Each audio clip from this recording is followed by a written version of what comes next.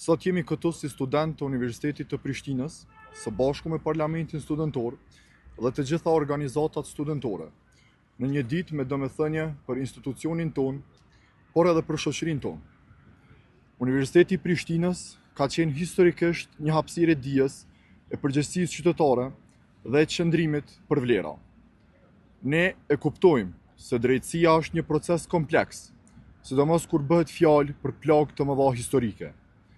Ne po ashtu e kuptojmë se sundimi i ligjit është një prej themeleve të Bashkimit Evropian dhe se besimi në drejtësi është kusht për paqe dhe stabilitet afatgjatë.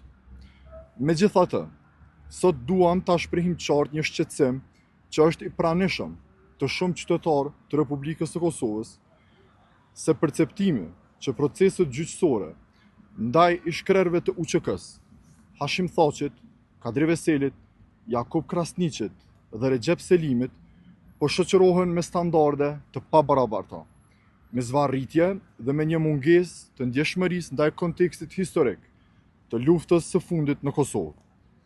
UÇK-ja ishte një përgjigje e një populli ndaj shtypjes dhe dhunës sistematike.